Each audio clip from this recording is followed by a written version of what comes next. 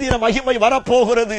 ஸ்தோத்திரம். உங்க பிசினஸுக்கு, நீங்க கையிட்டு செய்கிற வேலைக்கு, உங்க சரீரத்திற்கு இதுவரை இல்லாத அளவிலே முந்தின டைம்ல ஃபர்ஸ்ட் டைம்ல மிஸ் பண்ண இழந்து போன அத்துணை காரியங்களும் இந்த பிந்தின நாட்களிலே, இந்த பின்மாரியில ஆண்டவர் அவருடைய மகிமையை அளவில்லாமல் கொடுத்து உங்களை பெருக செய்ய வல்லமையுள்ளவராய் இருக்கிறார்.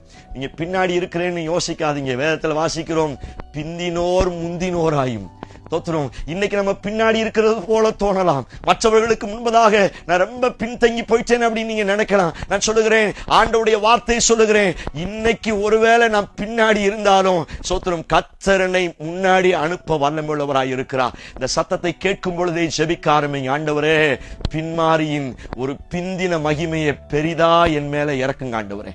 யாருக்காக நீங்க ஜெபம் பண்ணுங்க? உங்க பிள்ளைகளுக்காக, உங்க கணவருக்காக, மனைவிக்காக. சோத்திரம். உங்க எதிர்கால இந்த வார்த்தையை கன்ஃபஸ் பண்ணுங்க. இந்த வார்த்தையை அறிக்கை செய்யுங்க. நம்ம பேசுற அத்தனை வார்த்தைகளும் தீர்க்க தரிசனமான ஆண்டவருடைய வார்த்தை. கட்டுக்கதைகளை பேசல, கதை புஸ்தகத்தை பேசல, நியூஸ் பேப்பரை பேசல. நம்ம ஆண்டவருடைய வார்த்தையை அறிக்கை செய்கிறோம். ஆண்டவரே, நீங்க சொன்னீங்களே ஏற்ற காலத்துல ஒரு பின்மாரி மழையை பெய்ய பண்ணுவேன்னு சொன்னீங்களே, உன் பிந்தின மகிமை பெரிதா இருக்கும் என்று சொன்னீரே, அந்த பின்மாரியின் மழையின் பிந்தின மகிமை என் வீட்டின் மேல பெய்யட்டும் என்று சொல்ல சொல்ல ஆண்டவருடைய மகிமை வெளியரங்கமாக போகிறது.